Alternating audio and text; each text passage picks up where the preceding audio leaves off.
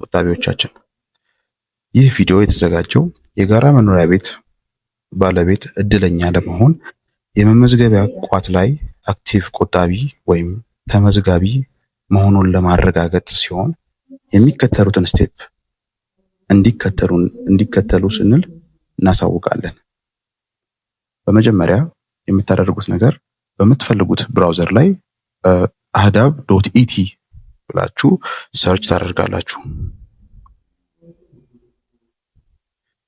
ከዛም በመቀጠል እዚህ ዌብሳይት ላይ ከገባችሁ በኋላ የቁጠባ ሁኔታን ያረጋግጡ የሚል በተን ክሊክ ያደርጋሉ። ከዛም እንደምትመለከቱት የባንክ ሂሳብ ቁጥሮን እንድታስመዘግቡ ሲስተሙ ይጠይቃችኋል።